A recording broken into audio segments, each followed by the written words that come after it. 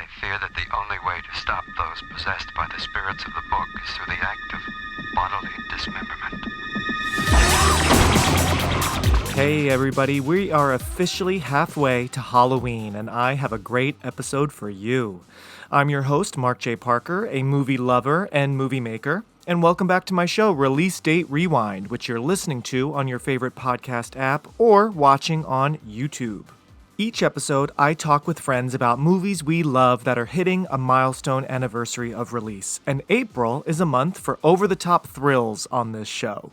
So we're continuing that theme today with a trip to a cabin in the woods. Yes, my college co-eds, we're celebrating the 40th anniversary of the wide release of Sam Raimi's feature directorial debut, The Evil Dead. The cult classic came out across the U.S. on April 15th, 1983, after a rough shoot and an interesting journey to theaters. If you haven't seen this film or need to rewatch before we spill our guts, it's currently streaming on AMC Plus and Shudder. Be warned, listeners, we are also talking about the sequels in the Evil Dead franchise a little bit here and there in this episode. All right, let's open that old book and play this old tape, because it's time to rewind.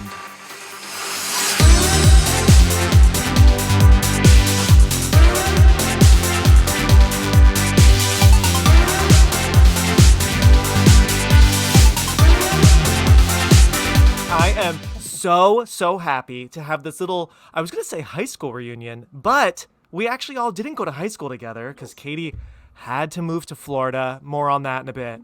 But a middle school reunion, at least, with a returning guest, Katie Bruno. Welcome back, Katie. Hi. Hello. And a new guest, although you've heard her voice in, the Romeo and Michelle episode and in the Wedding Singer episode very recently. One of my most popular, actually. Wedding Singer. There you go. Please welcome Jackie Renne. How are you, Jackie? Hi, I'm good. It's so fun seeing you. We've already said this offline, but I'm going to say it now that we're recording. So fun to see you as adults. We have not, I know we're not face to face, but we haven't actually spoken in decades, right? Right, and it doesn't feel like any time has passed, which is what's crazy. Yeah. We've always been consistently in contact on Facebook and Instagram. Oh, absolutely. I love seeing your posts. I love seeing also just your fashion, right, Katie? She is very fashionable. Jackie's one of my favorite fashionistas. Oh my gosh. Right? Yeah. And that makes sense why Jackie was a voice on Romeo and Michelle and The Wedding Singer, two very fashionable movies brought to you by Mona May. So, Jackie, I love seeing your stuff online. I love that you are a fellow movie, TV nerd like me and Katie, maybe even more so. I mean, your she's shit. got some knowledge. You know it. This girl's gonna chew. Anytime that anybody wants to win trivia, they're like, well, you know what? What's she doing this weekend? Oh. Yeah. I love that. That used to be trivia. me, and now my brain, I don't know. As 36, I'm like, what's going on today? What do I have to write everything down. I have to save everything to my phone. I'm like that old man. I'm passwords and scheduling. I'm just hold on. I got to pull up that folder, right? But no, I'm so glad you guys are here. Katie had said, we got to talk about The Evil Dead because it was on my list. And it's funny because The Evil Dead, as we know, the three of us were talking, yes, technically it's 1981. That's when they had their big kind of premiere in Detroit, I think it was, right? Yeah. But technically it wasn't until April 15th, 1983 when it was really unleashed to the American public, right? It played at the Cannes Festival. It had some different screenings. So it had a while between its premiere and its actual public premiere, So that's why we're saying today, this time is its 40th anniversary. I know that the real Evil Dead people might be like, the 40th anniversary was in 81, but we're just going to say it's now. Okay. It's now. You guys agree? Yeah. Yeah. I like to base it off when was the movie kind of the widest available for people to see, exactly. right? Yeah. Yes. So there you go, a little bit of that. But so what's funny is Jackie lives in Florida. Katie used to live in Florida. Katie got out. I escaped. I got the hell out of there. So Jackie, she tried to warn me. She tried to warn you. Like I said, I was that old man at the gas station. Don't go there. It's bad. And she was like, whatever, old man. Yes, she pushed you out of the way. She sped off in her convertible. Whatever, but now you get to say, I told you so. So it's good. Yep. So Jackie, are you in Orlando or are you in West Palm? So I am actually on the Treasure Coast. So I'm in Port St. Lucie. And so I'm kind of in the fun, interesting position of being about an hour from everywhere fun. But I am in a nice, beautiful little oasis that, it's nice, it's quiet, but I do have to travel to go anywhere cool or fun. So really? What's now building up though in that area though? But there's a beach. Yeah. Okay. There's a beach. Close We by. Finally, we don't have a Whole Foods yet, but we finally got a fresh market. So yeehaw. Oh, slow down there. Moving on up there. Yeah. No. My parents live near her in Stewart, so it is getting more built up, I will say. More breweries. Yeah. I would say that's stuff. pretty much what we do on the weekend is like go to the breweries because locally there's really not a whole lot to do unless you love Eric Clapton, which I don't. You can go see some live music. No, Katie, do your parents love Eric Clapton? Are they going to the shows or no? I think so. I think they're fans. I don't know. I don't want to speak for them. I've never discussed Eric Clapton with them. Yeah, usually you don't. All of my conversations I've had with my parents, but I'm sure they're boomers. I'm sure they're fans of his. They're probably let's go see him again. Yeah. Right? Yeah. Yeah. Now, Katie, how's it going in Jersey? I know you were saying it's 85 today, which is kind of scary for late April, but, we'll take whatever we can get, right? How's life for you going? Good. Hitting up wineries and breweries. I'm actually seeing the new Evil Dead tomorrow for a friend's birthday. Fun. Me Okay, too. good. Yeah. Oh, you too, You Jack. too? Are you going Yeah, together? well, my brother and I are literally 10:30 at the AMC. We're going to 7:00 for my friend Matt's birthday. Ellen and Matt, who you met, Jackie. Jackie, do you mean 10:30 a.m. or p.m.? Oh, p.m. Oh, okay. AM Evil Dead viewing. I was going to say, because I saw the last movie that was in theaters, that amazing remake, reboot, sort of sequel, just called Evil Dead. I saw that with a whole bunch of friends. We took up like a whole row, and we did see it at 10:30 and then had brunch after. It was quite a way to wake up. That's actually a good time. Brunch that makes total sense. I mean, the tickets were cheap, and I can't. A movie like that, maybe I could see with a crowd, but certain horror movies, certain any movies, I'm like, you guys are too noisy. I hear the rappers. I see the phones blinking. I'm like, I need to go crack a dawn with the fellow oldies, and we're just going to be real quiet and just wake up with some good old blood and guts, Let it wash over you and, not talk back to the screen. Let me tell you, it would drive you insane watching a movie with me because I'm always like, you know what? Jackie is that girl. You shouldn't have done that. We'll get to it if we mention Evil Dead 2. I had some stuff to say. Oh, wow. I love it. With certain movies, I'm okay with that. It's like when, I think what really started the change for me was seeing Paranormal Activity 3 at midnight, and it's getting really, really scary. And oh my God, I was so into it. Before then, they just got too repetitive. But I was into it, and the twist is coming, and it's really creepy. And this guy just started shouting things out, and the crowd was losing it, and laughing and then yelling at each other. I was like, okay, you know what? And that was a long time ago. And that's when I was like, I think movie theaters are maybe not so much in my future. And now I barely go every once in a while. Saw Scream 6. Well, there's decorum in a movie theater. You don't want to yell things. On my own sofa, I'm like, Oh, yeah. Living room. Making comments the whole time. Oh, yeah. I am quickly becoming my mother where I ask Greg, we're watching anything. He's never seen it before. And I say, are they really doing that? What are they doing? What are they doing? And I'm like, and Greg's like, I haven't seen it before. And I'm like, oh my God, this is what my mom does to me all the time. This is what my mom does Mark, too. Who is That's that? really funny. What are they doing? No, is she going to live? It's like, this is my first time seeing it too, My Mom. mother does that too, and I'll be like, Mom, I don't know. I've also never seen this movie, so I don't know if she lives. We're both experiencing this at the same Time. time. Yep. Yeah. No idea. And then but my mom just thinks I know. And then leave, and I'm like, well, you're not going to find out. And then she crosses in front of the TV, and you're like, okay, let me pause. Or goes to wash dishes, and you're like, okay, now I can't hear it. I can't.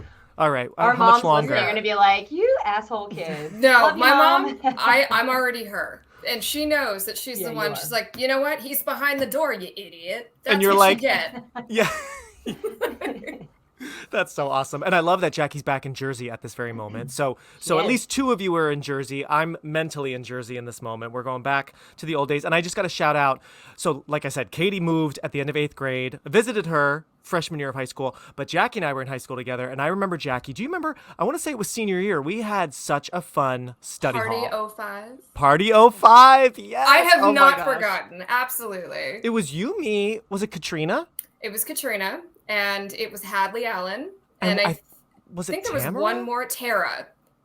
I think it was Tamara? Tamara Scott, I believe. Yes, I think she was there too. I feel like there were 5 of us, and we just were like sort of drawn to each other because we might have been the only seniors in this like midday study hall. It wasn't like end of the day when you can like leave early. It was like at 11 a.m. or something, right? Yes. And yeah, Party 05. And I just remember, I feel like I took a picture or pictures of... I have it on my Facebook, Party Do 05. you? I do. Oh my God. I just remember like the last week of school, senior year, we were like partying it up, Party 05 in study hall. And I feel like one of us brought a cake in and it was just like for us. Am I making this up? No, there was a cake. There is photo evidence of this. Yeah. And I like, cause I remember the picture. My hair was insane. I had curled my hair and it looked like Shirley Temple. So I put it up into like a messy bun and wrapped a scarf around it. So I look like a crazy person in the picture, but I have such fond memories of that. I remember you talking about like how much you disliked David Lynch, and like later on, not much has changed. I don't hate him, but I need Jackie will fight you. I know. But it's funny. It's funny because like I'm like, oh, Mark said these are crap, because all we would do was talk about movies and stuff. Yeah. And you always had like fun movie ideas. And then I remember like in college, I like got really, really into David Lynch. And I'm like, really? These aren't so bad. Oh my God, that's funny. Maybe I should rewatch. Super into Twin Peaks. Give him another chance, Mark. He is like, he's my, and I told Jackie this when I watched Fire Walk with Me. Which I'm sorry that I suggested that. No, I liked it, but it is my maximum weird tolerance. Like for his movies, like I appreciate them, but they are my maximum tolerance for the weird and bizarre, because it is, but I enjoy them. Like I do enjoy them, but after that movie, I was like, yeah, that's my limit, I think. Yeah. Yeah, but like I said, I had no regrets. Like no regrets. I'd watch it again. Like I do like his stuff. I did rewatch Mulholland Drive for a friend's podcast a couple years ago, and I do really like that until I really don't. So it's that's an acquired taste. Yes, I've actually never seen that one. Oh, you haven't seen Mulholland Drive? No, I feel like that's probably like his kind of like besides like Twin Peaks, of course. I feel like Mulholland Drive is like his most. What would you say? Like well-known, celebrated, like kind of the most general audience, I feel like, of his movies. Not that it is a general audience movie, but just I feel like the buzz for that was very strong. A lot of people, including me, were like, well, let me jump in, Yeah. So that's a big one. I actually, Jackie, you'll be happy to know, Lost Highway, I want to rewatch it because Lost Highway, I remember when I first saw it. That was the one I remember. You were like, I hate it. He had this white face. He had this white face, and what the hell was going on the whole time? Oh my God, that's so funny. He did scare the hell out of me. Robert Blake. Yes. Well, which he's scary in real life. Robert Blake is terrifying. Yeah, he's terrifying. But I was recently telling my husband Greg about that and how that guy scared the crap out of me, that I will rewatch it soon. It's on my list to rewatch. I'm sure I will then message you guys and be like, yeah, never mind. That was an absolute mistake. Why did I rewatch? But, hey, that's okay. Different strokes for different folks. My brain is a nightmare escape. My brain is a nightmare escape, and I feel like I can relate to it. I'm like, I have insane dreams, and I'm like, oh, he's just, he dreams something and then puts it on film. Yeah. Good for you. My brain is a nightmare escape. That is the name of your podcast, Jackie. Thank you. Yeah, my brain is a nightmare escape. Because you got a great voice. Do it. We'll be guests. Yeah. There you go. You two can host it together. My brain is a nightmare escape. Copyright. Jackie and I have weird dreams. I don't even tell you about half my dreams, Jackie. Because we could have a whole podcast about my dreams. Yes. Yeah, and especially after talking about this movie and this franchise, we probably will all have very weird dreams tonight. But, ladies, I'm glad you're seeing Evil Dead Rise. Here's my thinking, and then we're going to get into what we're really going to talk about. Here's my thinking about Evil Dead Rise. I rewatched the trailer this week to get excited for this. It looks so good, but I am a big old chicken. I love my horror. I love my scary stuff. But when it gets a little too icky gross, I don't know if I can see it. Do you want us to report back on how I would love for you to not only tell me what you think. I'm already doing that for Chris. Okay, good. See, I'm like Chris. I'll watch a lot, but I don't know, the cheese grater and the scalp pulling and like, ooh, when it gets real wet and heavy and there are sound effects, ooh, I know it's all fake, but it just feels so real. So you two can report back, and I would actually love for you both to record quick little recordings if you want, little voice memos about your thoughts for that movie, and I'll put them in at the end of the episode because that'd be so fun. For sure, yeah. Because I don't know if I'm going to be able to see it, depending on what you guys say. Maybe, but there's also a third thing that really made my stomach turn. Oh, there's like glass or something in someone's. It's like protruding out of like someone's neck or arm, and I'm like, and then the finger. Yes. Like, finger the things, nail. the glass. I'm like, fingers. Oh yeah, when nails are. So. Well, at least it's not needles, Mark. Like in, I know. What was that? I know. Saw 2. Well, actually, needles. Katie, I love that you brought that up because that was actually I was like, I don't want to go on another tangent, but Saw 2 is why I have desensitized myself. I was at when I was at Cabrini, there was a movie night, and they were doing horror movie nights in like the haunted mansion that they had on campus. Oh and I my would God, go love that. Every time. It was so much fun. And so they were doing Saw 2, and I didn't want to look like a wimp, so I didn't look away or wince once. And I'm like, I'm like, all right, you're not gonna like be a big chicken about this. You're gonna watch it and be like, oh, no big deal. Like, look at all this gross stuff. Doesn't bother me. And so because of that, I think that because of that movie, I've just been so desensitized that I can watch a lot of gross things and be like, yeah, it doesn't bother me. Wow. Like genuine now. Like you are badass. Jackie pinpoints like the day. She's like, I remember when I remember the exact day. Well, I remember that movie. I want to say Saw 2 came out because I know Saw 1 came out during our senior year. Saw 2 might have been only like a fast year later. It was back a year then, later. So we were freshmen in college, and here's Jackie wanting to like impress all the other guys and girls, right? Yeah. Wow. Meanwhile, I saw it with my dad.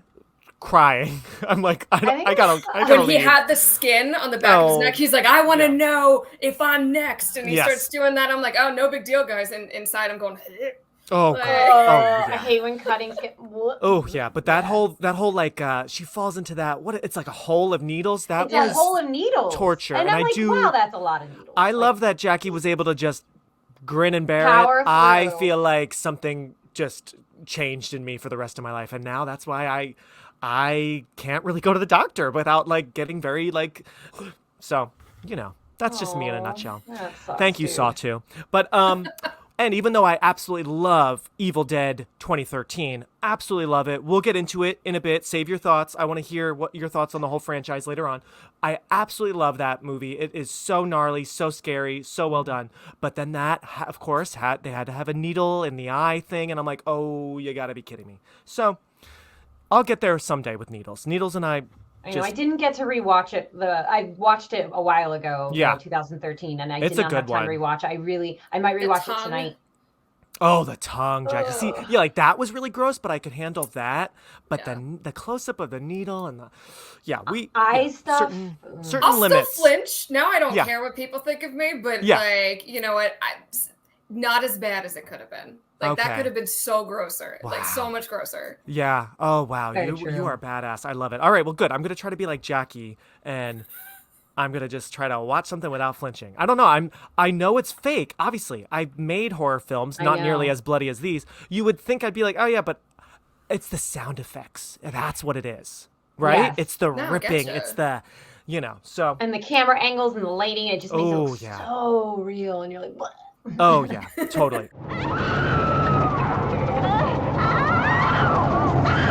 Well, now, ladies, we've gone a little bit back in time to college, to high school, to middle school. Now we're going to go all the way back. Let's rewind to the 80s. We're going to April 15th, 1983. The Evil Dead goes wide in the U.S., and the audiences are just loving it. So let me set the scene for you guys. Let me tell you what was going on at that time. Feel free to chime in. This is what was popular. This was the cool stuff, okay? Not so cool. Reagan was the president at the time, but Gandhi had just won Best Picture, the movie Gandhi. Still have never seen it. Have you guys? Neither. No. Yeah. Yeah. Maybe someday, I'm sure it's delightful. Yeah, if there's no blood and guts. Kingsley's fun. I love Ben Kingsley. Yeah. Yes. He's great. He's a that gem. won Best Picture. Jessica Lange won for Tootsie. Best Supporting. Meryl Streep won for Sophie's Choice, which we talked about, Katie, last time. I still haven't had a chance to see it. One of these days. That's a really feel-good movie. It's a Definitely watch it. It's so much fun. Oh, yeah. It's a tough watch. Like, I don't do any... Okay, so funny that we bring up our limits. Like, I can watch the grossest thing ever. I cannot watch a Holocaust movie. I have never made it through Schindler's List. Or, like, really? Sophie's Choice once. Yeah. Can't do it. Wow. I have made it through Schindler's List, but that's a whole different level. That's yes. Okay. Well, good. At least we know you two have souls, so that's good. We have limits. Yeah. You have limits. That's good. Okay. Now back to what was going on. Music. Billie Jean by Michael Jackson was the top song for a long time too, a good amount of weeks. And I thought this was fun, especially for this group. David Bowie's 15th studio album, Let's Dance, was just released a couple days before this. 15th album. Whoa, I didn't even realize he had that many albums. That's crazy to me. And that was 40 years ago, so they even had more. Whoa, that's crazy. amazing. So I thought that was fun to talk about. R.I.P. On the TV side, I know, R.I.P. Dave. On the TV side, how funny, the Disney Channel had just started in the U.S. I didn't even know it went back that far. No. But they had just started, and their first show was a show called Good Morning Mickey. So there you go. Total opposite of Evil Dead, Good Morning Mickey. Also on the TV side, MASH, the show MASH, and the show Little House on the Prairie had just ended about a month or two before this movie came out in theaters, and Laverne and Shirley was about to end. So those were very popular shows at this time. Fun to kind of like, put this movie on, seeing commercials for this movie as Laverne and Shirley. I was going to say Laverne and right? Shirley on this commercial. You're like, oh, okay. Right? Good. And then other popular movies that were happening, that were out at this time. Gandhi was still in the top. Tootsie, even though Tootsie came out around Christmas time, still in the top 5, because back then, it just, people didn't have streaming. It would just keep running, Movies would just keep running, absolutely. But not as many came out, I feel like. And yep, not as many. And also even E.T. from the summer prior was still in the top 10, 15. So we had those. Flashdance had just come out with Jennifer Beals. The Outsiders. Do you guys remember The Outsiders? Matt Dillon, Tom Cruise, Rob Lowe, right? That was a big deal. That was popular. But the number one movie this weekend, April 15th, 83, was a movie I've never heard of called Lone Wolf McQuade. Oh, Don't know. It's oh shit, I have heard of that movie, but I don't know you have? about Oh my it. God. I Wow. have actually heard of that movie. Who was even in it? Let's see. Lone Wolf McQuade. I'm going to look it up. I didn't know a thing. And I thought, you know what? I'm not going to look it up. I feel like the title is all we need. But let me see. Lone Wolf McQuade. I feel like it was probably like a cop movie. Lone Wolf McQuade. Yeah. Chuck Or Norris. Western? Chuck Norris. God damn it, Oh, yeah. Chuck Norris and David Carradine. Those Really? two. Yeah. Okay. Wow. Okay. Yeah. 83. I didn't realize Chuck Norris. I mean, Went back that had. Oh, Yeah. he's back in the late 70s. Even 70s, yeah. He was Enter the Dragon was his first in, was that 78 or something That's like that? true. Enter the Dragon or something. Oh. Do a double feature with sidekicks. Free on Pluto, Tubi, Roku, so it's free, everybody. So yeah, check out Lone Wolf McQuade and report back. I'm in. But that was the number one movie at this time, so people were feeling the Chuck Norris. But move aside Chuck Norris, we are going to talk about a movie that took what horror was giving with Friday the 13th in the woods, Leatherface, Texas Chainsaw, Friends going where they shouldn't go, right? This movie takes those kinds of scenarios and just goes even crazier, right? So I'm going to throw it over to you guys. Let's have, how about Katie? You start us off, and then Jackie, you finish. In your own words, explain to us, what is The Evil Dead? What's it about? Maybe Katie starts it off, and then once it's like midway, then Jackie can just sort of finish, and let's see how it goes. Okay, so it's about 5 friends who go to this cabin that they are renting. They've never seen it, which is always a great start when you've never seen the place you're staying at. Good job, guys. And they go there, and they're like, oh, okay, this is a little rundown, a little sketchy, cool. And then, some mysterious things start happening. There's entities about, there's mysterious sounds, and there's and then hilarious hijinks ensue.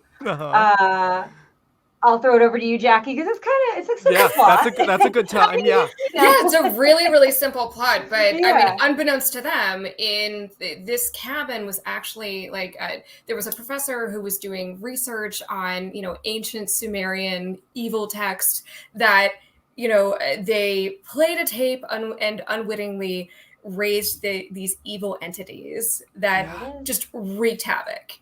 Yes. And so they possess them and they kill each other. It's funny, rewatching it, it's funny seeing, first of all, I remembered now that the women get to be the bad guys before the guys, before Scotty, which that was fun. And I was wondering, what is Sam Raimi saying? Is he saying, women are evil or something. I don't know if it's that deep. I doubt it is. Misogynistic things that they like accuse the film of, Oh, yes. Okay, see? So it's interesting. I never really caught that it's like, oh, yeah, the girls get to have fun right away. Like, because I do love how his sister Cheryl, I mean, it doesn't take long for her to at least start. She's the first one to kind of start seeing scary stuff, Drawing the drawing, yes. And it's funny, I thought, you're really like at this cabin with your friends and you're just in your room drawing? Okay. But, I got stuff to say about Cheryl. I've been Cheryl. I've been Cheryl. It's like everybody's hooking up and you're just like, I've also been Cheryl. I guess I'm just going to turn on the TV. She didn't have a TV, so she just made the most out of an annoying situation. Yeah. Okay. Hey, you're right. You're right. And just, I am actually surprised this movie didn't do what horror was doing before it, showing more like making out. I mean, we do see a quick second of, I believe it's Shelley's bare boob through the window, right? But there's actually, which I commend. I'm surprised because they could have easily just, had some make out, some sex scenes, but we actually don't really see that, which is interesting. It was more hinted at. And there was the really cute kind of scene in the beginning where that it kind of, comes back at the end where they're pretending to have their eyes closed. Legitimately, I thought that was cute on this last rewatch. I'm like, oh, that's cute. This is kind of sweet. But, all of that between, Ash and Linda and then Shelley and Scotty, like, it's all just hinted at. It's not super gratuitous like we're used to. Which I like that, too, because it could have gone down the Friday the 13th route. Like, all the teens are having sex. Well, first of all, they're not teens. They're college students, so... I don't know. It was less of a morality play, it relied less on like the morality, like, oh, sex is bad. You're right. Yeah, very true. Yeah. It wasn't the point of the story. That's an excellent point, Jackie. You're right, because there's not even, like Katie was saying, there's not even the old man at the gas station. Which was in the original script. Them. Did you see the original script? I didn't see that. It was supposed to be an old man at a gas station. I'm really glad they didn't do that because it was so cliche. Oh, you don't go down to that cabin, like literally. And then they decided to not have that. And I really like that decision because it would have been like every other, horror movie. Yep. Oh, yeah. I don't know. They subverted a lot of expectations, even just how they handled the zombie and, that whole genre was not what it was until this came along. This has a whole new set of rules, a different mythology. It was a lot of firsts. Yeah. So it did a lot of things different. Yeah, really, what are they guilty of? They're just guilty of, like Katie said, which is such a great point. I forgot. They've never seen this cabin. They haven't seen a picture. They didn't scope it out before. They did not Airbnb it. They did not go on the Airbnb website and look at the cabin and go, hey, guys, I don't know about this. They didn't review the stars. They just were like, this guy's renting it. Let's go, right? So maybe that's, ultimately, it's like, make sure you do your research, right? Yeah. I guess that's like the moral of the story. But you're so right. There's nothing to do with like sex or drugs. I don't even know if they... are drinking. I assume they're drinking. So at dinner. They had scenes. They had one scene that originally when they were playing the tape recorder, they were all smoke marijuana, and they're like, oh, let's do it for real. Did you read that? And so, yes. But they had to retake it because everyone was so out of control, and they got so messed up. They got so messed up. That would be me. Yeah, oh my God, that'd be me. I just imagined. I was like, that's really cute. That's really so funny. fun. So there was going to be that, and then they decided to do it differently, which again I think was good because it could have so easily gone into the sex, drugs, and alcohol thing. Oh, look at these bad people that I like that it didn't go that route, like every other horror movie was doing at the time. Totally, because we have to remember Friday the 13th made a big splash in 1980, so as they're making this movie, that's popular. So it is really commendable that they didn't copy too much from, and of course, Halloween in 78, with drinking and we see boobs and that, right? So like, I commend them for not totally copying those movies because it would have been very easy and would have, I'm sure producers were probably in Sam Raimi's ear saying like, just do what they did. It's working, right? But he kind of kept his own crazy thing, which is really great. What's this place like anyway? Well, the guy that's renting it says it's an old place. A little run down, but it's right up in the mountains. Well, it might not be that bad. Actually, it might be kind of nice. But yeah, so I noticed that the girls get to have fun and get gross and scary first.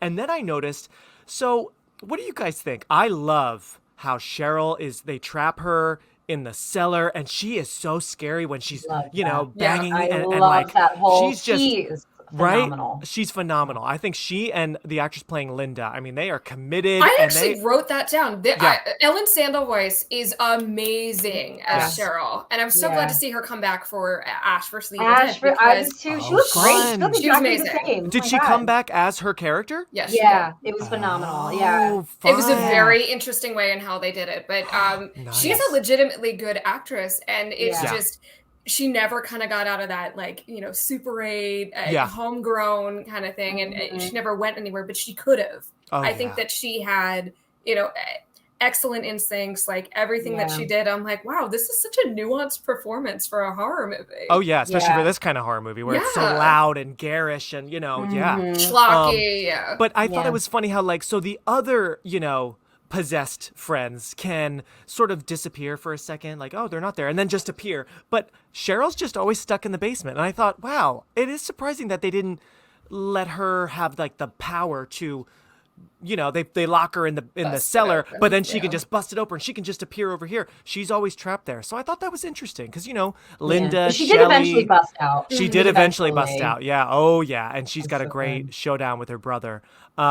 But yeah, I just thought that was kind of funny that they really did want to keep her in there the whole time and not, do the Freddy Krueger thing, and all of a sudden he's there and then, like the others. So, yeah. And it's funny, speaking of Freddy and New Line, so everyone says, the legend goes that Freddy, New Line was the house that Freddy built. So New Line Cinema really hit it big with Freddy Krueger a year after this, right? Nightmare on Elm Street, 84. But it's funny, Evil Dead, this was New Line's real first movie that they acquired. Thanks so to how Stephen fun! King. Yes, thanks to Stephen King. Exactly. I love you, Stephen King. Thank you. Isn't that amazing? His rave review, right? Because he saw it at the Cannes Festival. So they shoot it, they finish it. It premieres in 81.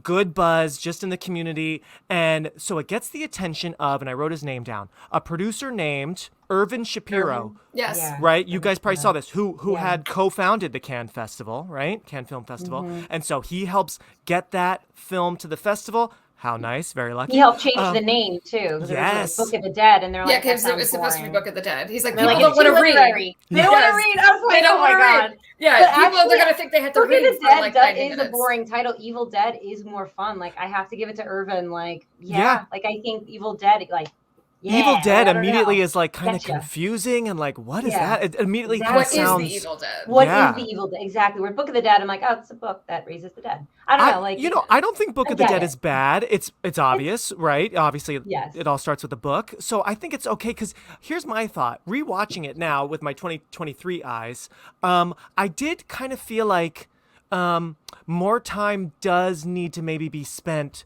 explaining the book in the earlier half. Do you know what I mean? Do you feel that way? I 100% agree. Because you don't get any of the mythology that we have now until you get to 2 and then 3, and then if you've watched Ash vs. the Evil Dead, they get even further into mythology. It's a great show, Mark. You really got to check it out.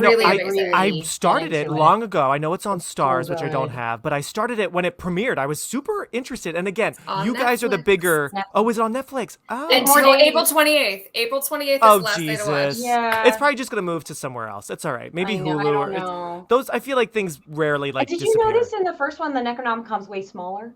It is I was small. it's tiny. It's like a little diary. I'm so used to and the Kandarian dagger looks different too. It does, yeah. But the book is like this. I'm like, oh, it's a little baby book. Where's the baby Necronomicon? Yes. Where's the body? It's this cute little just stick it in your back pocket kind of thing. Exactly. Yeah. And it gets bigger in the second one. But the second one's where they really go into the. Yes. I totally agree. Yeah, they don't really address. And maybe that's I assume that was probably a decision because they were like, we didn't really go all that into it and didn't even really establish it too much. We see the book. We obviously know Ash is going through it, these creepy drawings, these pictures.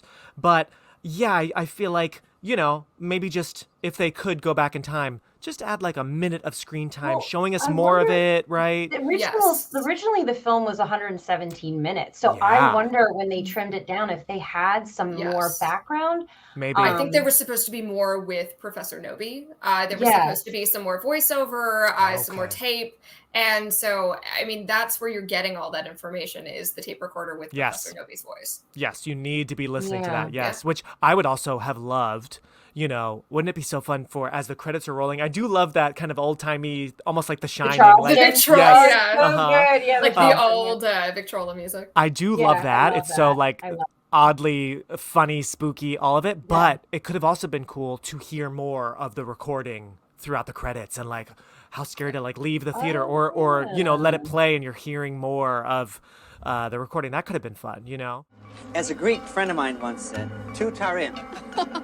Which means? Party down! Yeah! Let me now just talk a little bit about our key players. There really aren't many. I'm not going to talk about the whole cast. But so, as you guys already know, Sam Raimi and Bruce Campbell, writer, director, producer, star producer, they grew up together and had been friends since an early age. They made movies. They were like you and me, Katie, making our Dracula movie, which I still love back in the day. Oh, except right? like probably better movies than what we made at the time. But this is like the perfect movie I feel like to discuss with you, Mark, because I immediately think of you. And thanks. Like it's a homegrown effort, and this is basically what you were doing. Yeah, totally. Yes. I love that these right? They made an amazing, totally indie movie, although it did cost more than I thought. It ended up costing $350,000. Yes, I think I read $375,000. They had to work their asses off to get that budget, though. Yes. I mean, they really scraped for it. So they scraped, they begged. They had to wait a whole year to get, and then Bruce Campbell mortgaged his family's home just to get this made. Yeah, so to get the loan, he had to mortgage his home. And, you know, he called his recently divorced dad and was like, hey, Dad, do you mind if I, put the house up as collateral? And he's like, yeah, whatever, I don't care. Oh, my God. Oh, my God. Can you imagine? My dad would be like, no. Oh, my God. No, I don't think any of our dads would have been like, oh, yeah, it's fine, whatever. I know. Yeah. For your 20-year-old son to because that's and the they thing. were so young. So Sam young. Raimi Sam turned Raimi 20. turned 20. I know. I was like, wow. And they're the same. So Bruce Campbell had to be older than 20. He was 21. Yeah. He was so cute. You could see. Yeah, because I did the math. He was 40 years ago. Like this time, he was 24. So yeah, once the movie came out really in 81 and then making it, so yeah, he was only like around 21. And it's funny because he seems older, but I say that about everyone. Like seeing the these old movies, and he was kind of dressed like old man like. Right. And also everyone just carried themselves differently. In the 80s, like old times. Yeah. He carries himself in general. Bruce Campbell carries himself like a much older movie star because those are the people that he idolized. So he's more like kind of like a Jimmy Stewart or, very old timey in his just general demeanor, I think. Great. That's another point. Great point. Yeah, because you're right. Where we really came of age, like youth was like so important. We had these casts of, the WB, we had these movies, Titanic, like Katie and I talked about. I mean, like the stars were like early 20s. So that's so interesting. When he was younger, the stars were like older people, right? Yeah, exactly. They were these like macho men and these like famous women, these movie star adults, whereas we got more the teen craze was like so popular for us. So yeah, that's interesting. Wow. This is like therapy. I think I just unlocked something. Okay, good to know. Anyway, okay, so now let me tell you a little bit more about them. So obviously, they had been friends. They were making shorts, lots of shorts together. I looked on their IMDb. Sam Raimi made a few shorts, but Bruce Campbell was making a ton of little shorts and student films and all this stuff. So how perfect. They find each other. They make this movie. Producer Robert G. Tappert also made this film with them. They had all produced the short film Within the Woods in 1978. Yeah. Have you guys seen it? Is it online? No. I wonder if you could find it. I don't know. Right? I didn't have time to look because I kept reading about it and I was like, ooh, I'd like to see it because Bruce Campbell and what's her Cheryl? Alexander was. Yeah, she's we're in both it too. in it. Yeah, he plays like the monster, the deadite, and there's a whole chapter in If Chins Could Kill about it, and so I'm like, oh my god, I have to find this. So probably after we wrap, I'm gonna look and see if I can find it somewhere. Yes. Archive has it because Archive has so much. That archive.org, right? They are a great site. They have so in. much. Yes. But Jackie, since obviously people who are listening can't see it, but people who are watching, why don't you hold up your book? Tell us about the Chins book. What is it called? I love it. If Chins could kill. I am a Bruce Campbell fangirl. I met him at a convention and he signed my book. I love it. Can you show us his signature, his autograph? Where is it? Was he cool? Was he so nice? Oh my God, he called me sweetheart. I was so jealous. I was like, you bitch. Oh, that's an autograph, baby. And he's like, all right, sweetheart, it was great to meet you. And then he talks to Chris, and then he's like, all right, get out of here, you son of a bitch. Wow. Wow. He's like, Chris was like, I made it. That's where did you now? Which convention did you go to see him? NYCC. So he was there. Oh, cool. He had a panel, and he's just so. I think that people really there's this misconception between the characters that he plays and the person that he is. It's always the because he's not the himbo that he usually portrays. He's actually very intelligent, very, very good at crowd work, and so. It was like listening to his experiences. It just sounded like he had so much fun. Yeah. Even through all the torture that. Yeah.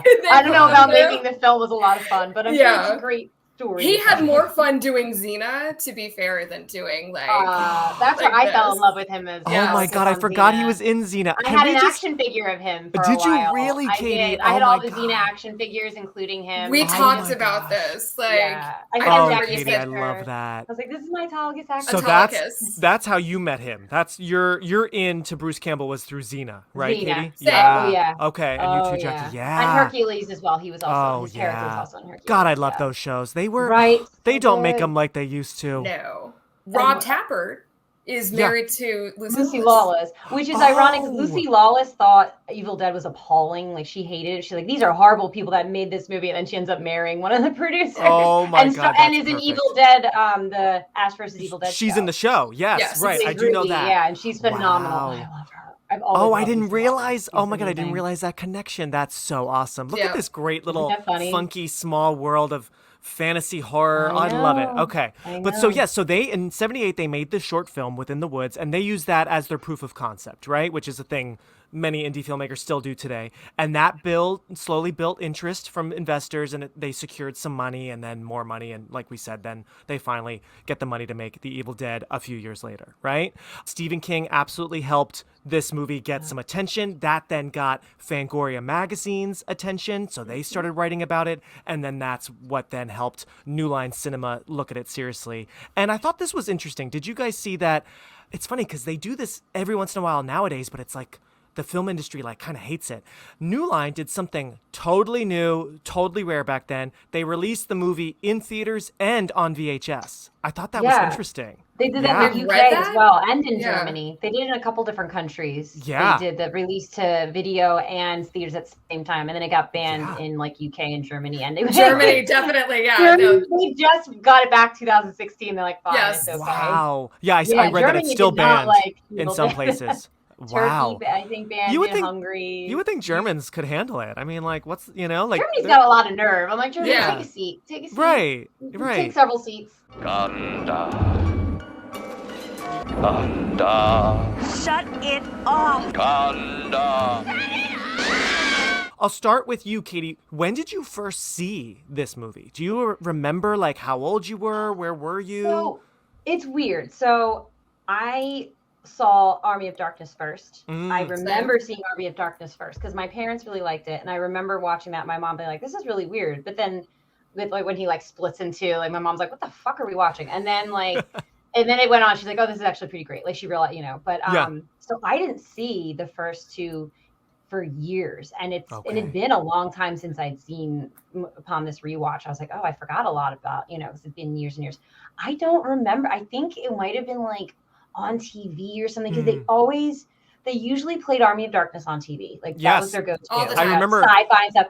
Evil Dead 2 sometimes. Evil Dead the first one very rare. So I've maybe only seen Evil Dead the first one maybe once or twice max. Evil Dead 2 I'd seen a couple times, and Army of Darkness a bunch. Yeah, how funny. Yeah. Okay, because I remember Army of Darkness was a thing. That came out, I want to say, in 92, I think. Mm-hmm. Yeah, that just had its 30th well, no, last remember, year. This was 92 or 93, because remember, wide release. Oh, yes. And then I said, I think it's the 30th of wide release for Army of Darkness. Oh, there you go. Yeah. Okay. Yeah, there you go. But I remember that was on TV a lot. You're right, Katie. And I remember being intrigued. I know that's kind of would you say that, because I still haven't seen it, would you say that's the funniest of the three. Yeah. It's my favorite. Yeah. It's it gets the most zany. It fully hits the stride that they were going for. And it's funny because people that watch Army of Darkness and Ash vs. Evil Dead, if you watch the first one, are shocked by how serious it is. It is a serious horror movie. There's no comedy. There's no Ash is not groovy. Like he's not there yet. Yeah, he's not there yet. Yeah. He's not baby groovy. Ash. Right. He's not exactly. Baby Ash, that's funny. Yeah, he was baby Ash. He wasn't ready yet. You know, they hint at the chainsaw. Yes, in the first one. He does have that chainsaw moment. Yeah, which they at least hinted at, like maybe what was to come if they ever were lucky enough to continue. The funny thing is they had no plans for sequels. They did not plan to make a sequel. They sold the rights. That's why they had to kind of redo the beginning. Exactly. And the second one, because I was watching the second, I was like, what the fuck? I don't remember. Because again, it had been years. And then I read, I'm like, that makes sense. They sold the rights. They could not use scenes from the first to do the second. So they had to redo. And that's been a constant throughout the entire series, even throughout Army of Darkness, different production company. The rights are tied up. Yeah. They couldn't have access to Army of Darkness for Ash vs. the Evil Dead, so they could only reference the first two movies for the first season. So it's a constant theme. But the third season just had scenes from Army of Darkness. Yes. Yes. Oh, no, yes, it did. It was Evil Dead 2. Oh, it did? Okay. No, it had, once they got to season 2, they were able to incorporate it. And so that's why we got the storylines that we did. But, you know, it's just... It's so weird with the different... It's so interesting to see how that was a constant theme. But they had no plans for a sequel, so I love that they went back to the chainsaw. Because you would think, the chainsaw, they're building up. They were like, just put this chainsaw. It's pretty cool. How funny. They had sort of accidental, Not really. So that's interesting, because, I did see online that New Line, of course, so they released the first one, but then I saw they didn't release another one until, I guess, this new film, Evil Dead Rise, is New Line. I guess other studios, so that would explain, again, like how rights were jumping around, and, that gets so complicated for a franchise. Wow. It does. Jeez, that's like the Halloween franchise, how it bounced around and you couldn't reference certain things and interesting. Okay. So I remember it was on TV a lot, but then I remember learning at a young age, like, oh, this is a sequel. Oh, well, I'll have to... Right? I'll have to watch it in order because I was never really, to this day, I'm not really one to watch things out of order, but I love that, Katie, you just were like, I'm just going to start with Army of Darkness. I feel like Army of Darkness you could watch on its own and it totally stands on its own. It stands on its own. Even Evil Dead 2 you can because they do explain the beginning. Right. How about you, Jackie? When did you first see Evil Dead? How did you find it? Tell me. So it was similar to Katie. I watched Army of Darkness in Mark Howard's basement. I'm pretty sure he... I think rented it from the Suncoast on Main Street. And... Suncoast. I loved... Yes, that was such a great video store. I loved... so much in there. Their cardboard cutouts. I was like... They had the best selection. They had just movies that you typically wouldn't get in like a blockbuster. They had Legend with Tim Curry. Love Legend. Tom Cruise. That was love that movie. But between that and then Cemetery Man with Rupert Everett. I love Cemetery Man, and Rupert was very attractive. I remember seeing that younger and being like, whoa, the guy from My Best Friend's Wedding is like smoking hot. Well, and then again, it was all of that really kind of like schlocky, comedic horror. I feel like that's what he was into. So, anytime we'd all get together, that's what we'd be watching. So I watched Army of Darkness first. I completely fell in love with it. Right. So good. Well, I mean, too, that's the one where Bruce is the hottest. Let's be honest. Okay, yeah. Peak hot. I was in high school. Yeah. He had the long hair. It's just So I mean, it was the perfect storm. So I saw that, and then in college, Rob Zombie had a show on Turner Classic Movies. It was like the midnight movies, and I loved it. I saw Poltergeist for the first time, uncut. Oh wow, in college. Oh wow. Uncut. So again, I dipped my toe into the horror waters so much later. You got me started with Scream. Oh my god. And then it was baby steps, Final Destination, The Mummy. Yes. The Mummy, Katie. The Mummy. Mm-hmm. Jackie and the Mummy. I love it. You That's wrote my biggest memory of Jackie about the Mummy movies. You were at my shower and you wrote, when you think of Jackie, what do you think of? You're like, when your eyes would get all big and you talk about the Mummy. Oh, I love that. You're like, the Mummy, it's so good. And I'm like, yeah, it's very good, Jackie. I'm like, no, but have you seen it? But no, so have it's you like actually I seen got it? And I'm like, this movie has so much in common. This series has so much in common with The Mummy. I'm not surprised I got into it because if you think about it, Book of the Dead, you open the book, you're not supposed to read the book. And, ancient Egyptian mythology, Middle Eastern mythology, it's just different flavors of the same thing. You got a himbo with a gun. That's true. It's just different flavors of the same thing. A dumb white guy reads from the book. Yes.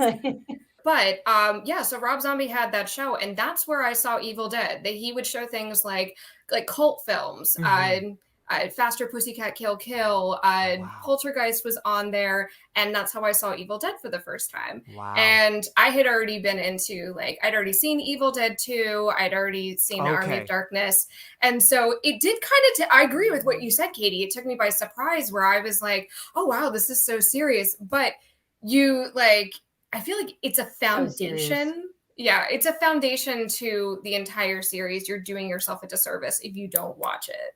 It lays the foundation for all the mythology.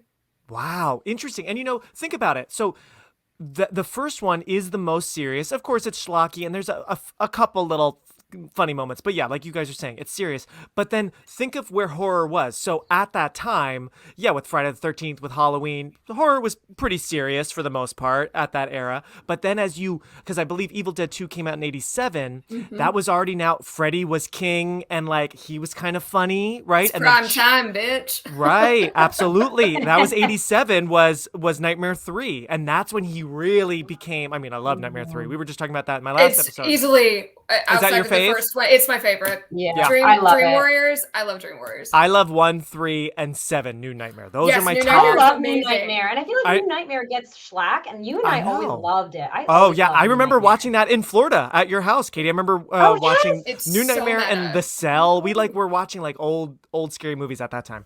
But yeah, I love those three. But yeah, you're right. Nightmare 3, 87. Evil Dead 2, 87. Chucky was in 88. So horror, that was kind of entering peak level of still total gross horror, but comedy. It was super fun. So that would make sense. And then by, early 90s when Army of Darkness came out, then we have, the Cemetery Mans. We have Brain Dead. We have some Carpenter stuff where horror comedy was kind of and funky horror comedy, not horror comedy nowadays where it's jokes and then murder. It was weird horror comedy at that time, wacky, zany, wacky, zany, the Beetlejuice kind of mentality and everything, right? You needed to have a physicality about you to carry off what you were trying to put on screen. Yeah. I feel a lot of these, particularly with something like Evil Dead 2 or Army of Darkness or any even the Child's Play movies, there has to be a certain level of physicality that you have to be able to carry it off or it doesn't work. That's a good point.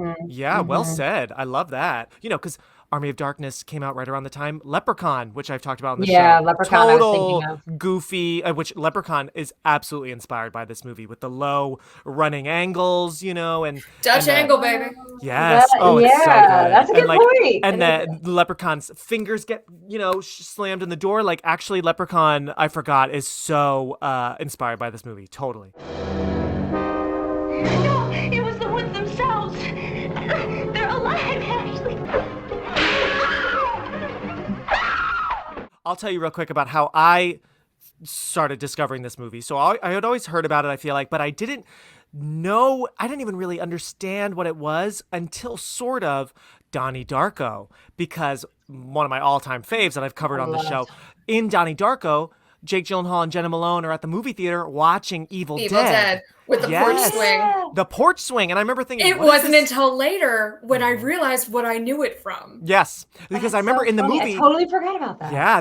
They're showing it at the theater. They walk into the theater and the camera pans up and it says The Evil Dead. And I was like, oh yeah, that movie. I don't know it, but I've heard it's great. And then, we see the car coming up, that porch swing, which is that just rhythmic banging, right? And I remember watching Donnie Darko and being like, is this Evil Dead? What the hell is this movie? It's just this porch banging.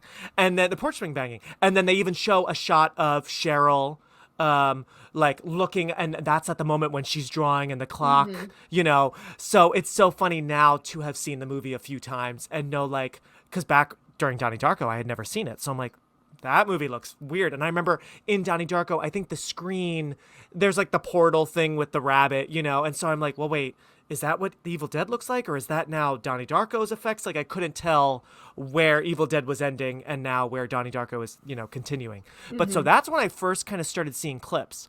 And then I actually think I didn't really see the movie in full until 10 years ago. So even later after you guys probably, 10 years ago to get excited for the Evil Dead remake, 2013. So that's when I jumped into the first Evil Dead. Although, let me tell you, going back to Kate Sheehan, she and her friend Matt and I, sophomore year of college when I was living in New York, I just moved to New York, the Evil Dead musical was playing off-Broadway. I am going this year. I am going this year. Is it good? I can't wait. Oh my God, I loved it. And again, I didn't really know a lot of it. I just knew like, oh yeah, I've seen clips, like I know it. And Evil Dead, the musical, is basically Act 1 is all of Evil Dead. Act 2 is all of Evil Dead 2. So then it gets really silly and the chainsaw hand and Katie, you gotta check it out. Were you in the splatter zone? I was not in the splatter zone, no. We took the cheap seats way in the back, but oh my God. And I'm actually so excited. It's happening an hour away from me in Nashua, New Hampshire this summer. So I was almost, honestly guys, I was like,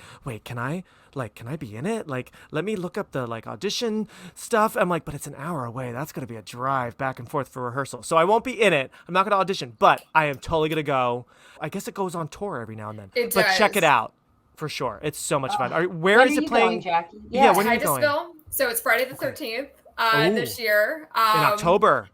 Oh. So it is at the Titusville Playhouse. They have Cultober every year. They do Hedwig and the Angry Inch. They do Evil Dead. And then they do Rocky Horror. I was like, of course. I'm like, it's the obvious one. What is it? Yes, what a great trio. Yeah. October 13th. You know, it's my one of my best friends is getting married October 13th. Yes, I remember you told me, Katie. I made it honor, so I'm going to tell her like, oh, my friend Jackie is going to see it on your wedding day because she's so excited for me to do this podcast. She loves Evil Dead. Like, oh yeah, yeah, she's a huge fan. Yeah, it's a fun musical. I'm very excited to check it out again because that was years ago. I can't remember everything, but it's fun. There's an animatronic.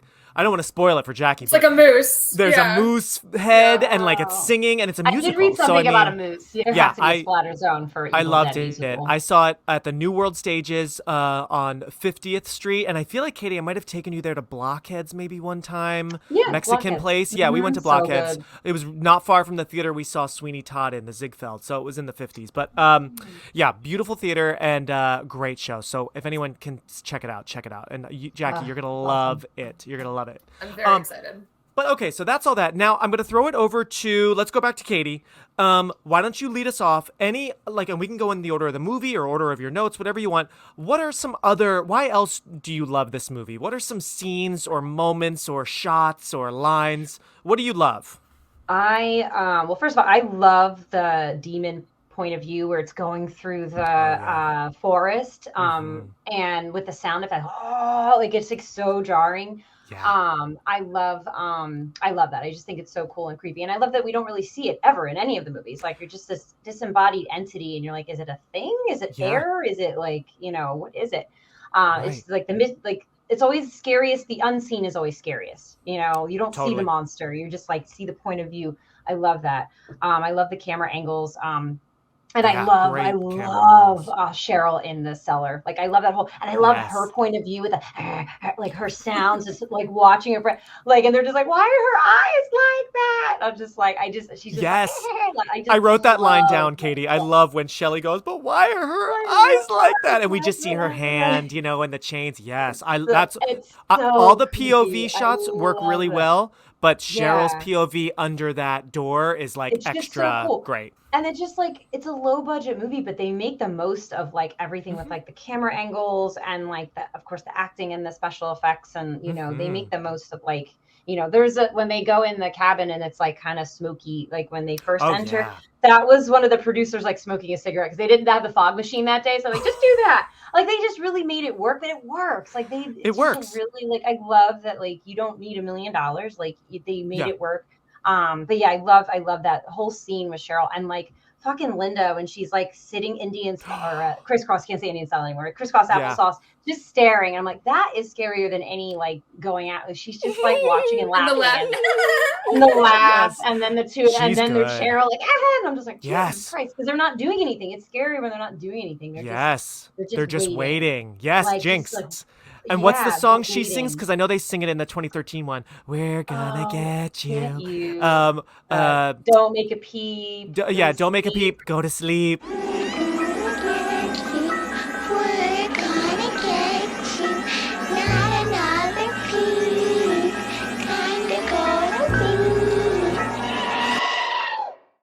This look like they're just having a lot of fun too. I mean, I know they weren't, but they seemed like they were because it was a miserable shoot. But I did read that those contacts were rough. I read that. You guys probably saw this too. They could only put them in for 15 minutes at a time because it would just like ruin their eyes, right? And it would take like 10 minutes to put in, and then they had to stop like 4 or 5 times. And it's basically like putting a piece of glass over essentially.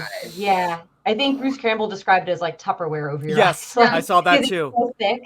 Oh. So, mad props to them for dealing with that nonsense. But it looked great. It looked really cool. But that's what I love about the movie. I just think it's something to, and like kind of everything we talked about before, being a little different with like, there's not like the sex, drugs, and alcohol thing they could have gone. It's like just it's like cool. They're like a more elevated group of college friends for sure. Yeah. And of course Bruce Campbell. Hello.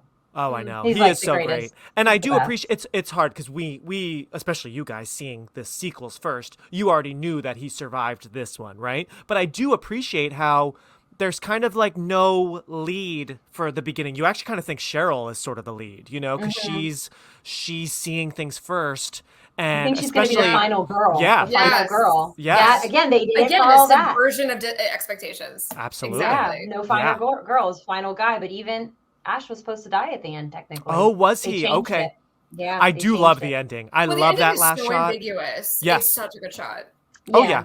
So good. If there were no sequels, I would assume, Ash gets it too. No one makes it out alive. No one makes it out. Yeah, I love how, like you bring up like final boy, scream guy, and that again, great POV shot, and it goes through the house, through the back door, through the front door. He turns around and he has the last scream, much like typically a girl would kind of have that last scream, So that I really do love that ending. What about you, Jackie? What are some fun lines, scenes, shots? Tell me what else you love about this one.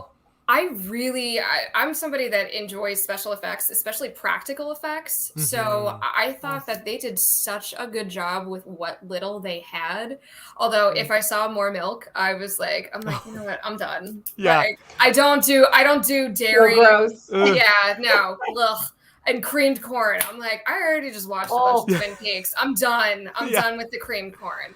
You're so right. And it's funny, you bring up you just made me remember that in Alien in 79, iconic, right? A lot of like spewing of the white like liquid. All of that was rancid milk around Ian Holm. And then Lance Henriksen had to do it again for Aliens. Ugh.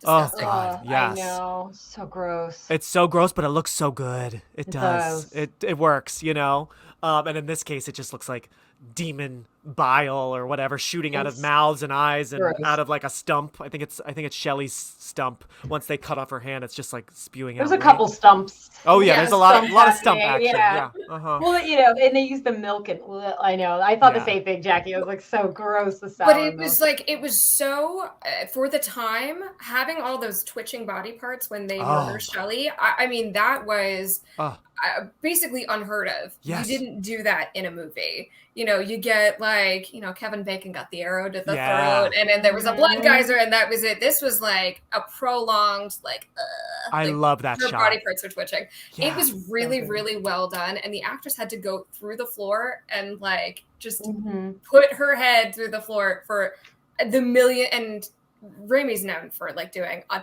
ton of shots. And setting that up. Imagine having the 8 hours a day. You're just like, oh my God, you're right. Oh. And each setup, you're just like, yep, I'm just going to have to stand here with my head through this hole. Oh my God, yeah.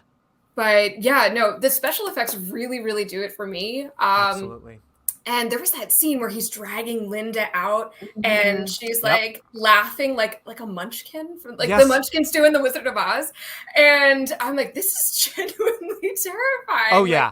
This is like, okay, because a lot of it you can kind of write off. We talked about Saw too, like we've seen grosser, scarier, but that really still has staying power. Like that was genuinely eerie and creepy. I'm so glad you bring that up because I wrote that down in my notes. The way she is still so committed as like leaves are probably going up her butt. Yes. He's dragging her, but she is looking maniacal and she's laughing. Really, really awesome job. I love that whole bit. Yes. Well, and I hate the scene, but we're gonna have to bring it up anyway. With Cheryl. Yes, let's talk about it. But I mean, part of it is like, and I wrote this down. I thought, I'm like, well, maybe the evil was like, she was sitting there and she's like, I don't want to be here with my brother and his girlfriend. And like, my friend Shelly, and everyone's just hooking up and I'm here by myself and I have nothing to do. And evil, like in my head, like my headcanon, evil was like, okay, you know what? Your wish is my command. And that's kind of how she became a target. So just thinking of it like that way, I'm like, oh, you know what? That's a really creative way. I don't know if that was the intention, but that's definitely how I read it and kind of makes it cooler. Oh yeah. And it less makes sense. Gross. For sure. It makes sense. Evil would go after the vulnerable one. So maybe, especially at this time, maybe the girl, it could be a guy, but like girl seems like, oh, I can get you, you're not that strong, quote unquote, right? She's single. She's by herself in the room. She's just sort of like, she seems like an easy target. She was most affected by the video. And things are creepy. And she's just like, I don't like any of this. And so it latched onto her. I hate that scene. Tell me why. Raimi regrets that. The original script was her to get attacked, and then the pushing the legs apart.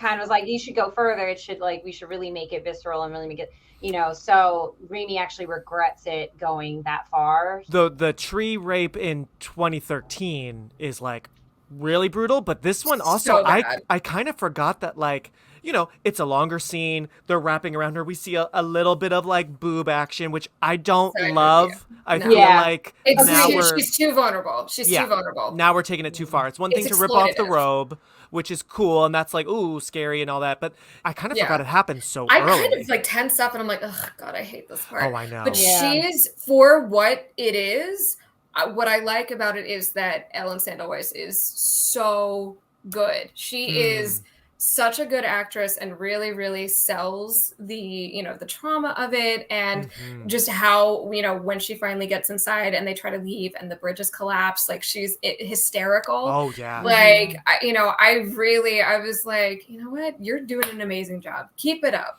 Yeah. Yeah. Agreed.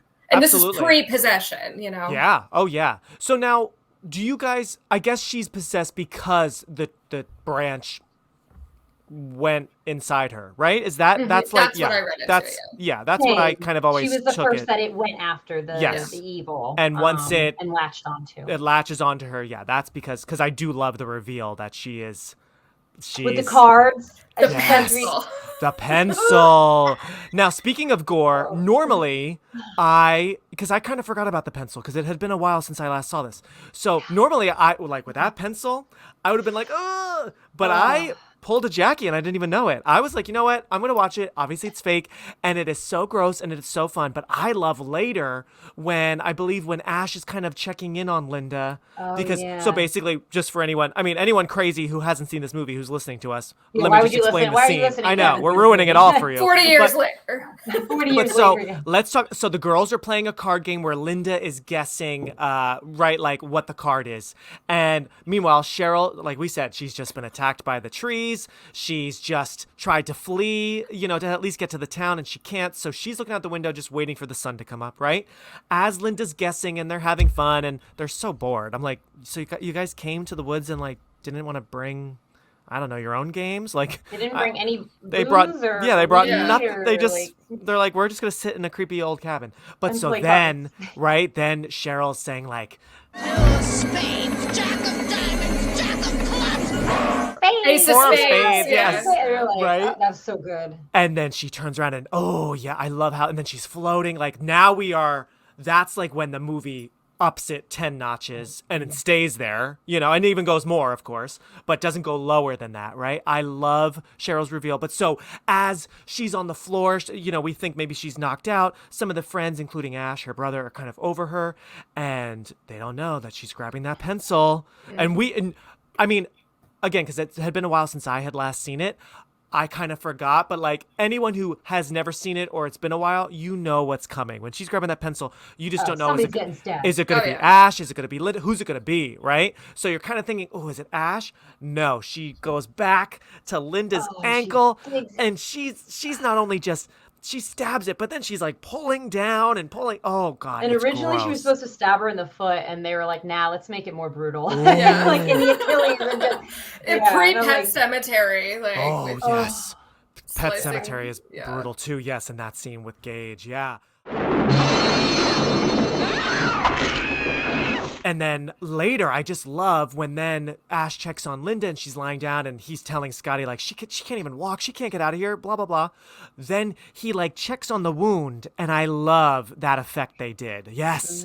How it, like, expands quickly, the infection. Yes. Yeah. It's so spooky. It's so fast. Spooky. And I love Raimi's use of music here, because...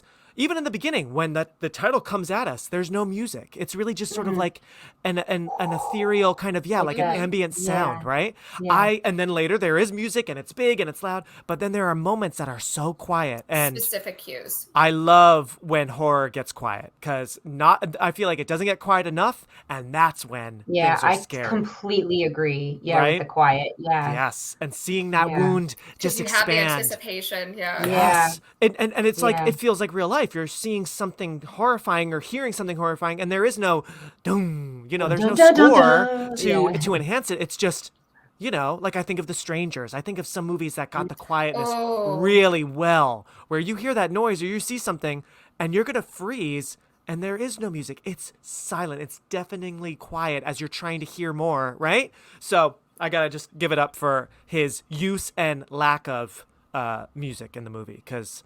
Yeah, then that's when we realize Linda is poison possessed, just like the others, right? Well, it's kind of obvious that all that noise when they're chopping Shelly up, and then he goes in and she's asleep. I'm like, Ash, honey. That's a good point. It's like that face. I'm like, I wrote it in when I was like watching. I'm like, a lot of dumb white people moves. Yeah. Yes. And like Cheryl's like, what's that noise? I'm gonna go out there by myself. I'm like, come on, white lady. Come on, Cheryl. Why are you putting on your robe and you're going outside? I literally put Cheryl explores the woods alone. White people. Yeah. And I just put that's all I wrote. I was like, God damn it, girl. And not only does she just step outside the cabin, which I'm like, okay, no. Why? No. Do not. You literally lost control and drew the book on your paper, and the window shut open, the window. Right? Yes. Stay inside. You've already had a few things where I'd be like, okay, if you were getting dinner ready and I'm there with you, I'd be like, okay, we need to go. Something weird just happened with my hand. We gotta go. But she's just sort of like, all right, we'll see what happens. But yeah, not only does she get on the robe and she just takes a couple steps outside, then she's going for a walk in the woods at night. I'm like, oh, Cheryl. I'm like, right? Girl. No. Girl. Not the time to stroll at all. Yeah, I put, it's some white people stuff. It's all right, Yeah. We'll let it slide, but. That's so funny. What else, Jackie? What else do you love besides the special effects? Just taking those two scenes that we talked about, where we have the transformations of both Cheryl and Linda, that's a precursor to what we know the deadites as. So they're cackling, twitchy nightmares, that's childish. Yes, they're so it's such a specific thing that he's created that even when you don't know that you're watching a Sam Raimi movie, as soon as something like that, like Doctor Strange, I need to see I was just thinking that it was legit good. And then Drag Me to Hell, where they're trying to get the Lamia out, and the medium gets possessed, and he's doing that same thing. The hands are sort of floating, the feet are floating, and they're always they have frenetic head movements. They're just crazy cackling demonic nightmares. And this is where we get that first taste of that. And he developed that characterization and was able to carry that through to all the sequels. So I like that that's kind of our first taste of that. First taste. And then it just gets like increased with each sequel. Yes. I'm like really sad that they never got to make a fourth, because that was the original. They were going to make a fourth. Did you read what it was going to be about? I don't, tell me what it's going to be about, but I did read that there was a lot of development hell. On wackiness that I would have gotten 100% on board, and I know y'all would have too. Yeah. Basically, the original ending of Army of Darkness was Ash gets sent back. He goes back in time, or goes in time when he saves the medieval everybody, and they send him to post-apocalyptic England. And so he has to commissions an army of robots to fight the deadites, because the deadites, I guess, have taken over a lot of I'm like, oh man, but the studio didn't like the ending. They thought it was too grim, and so they changed it to, which I do love the ending of Army of Darkness, because it is funny. It's classic. It is a great Hail to the king, baby. Hail to the king, baby. Exactly. Give me some sugar. So like I do love that ending, but I was sad to hear. But I guess the movie didn't do well enough, so they weren't able to make a fourth. But I just was so sad. I was like, oh, that would have been like, I don't know. We could have continued, but that's why I love Ash versus. They hinted at that in Ash vs. Evil Dead. Yeah. So they hinted that, and it sucks because now that's canceled.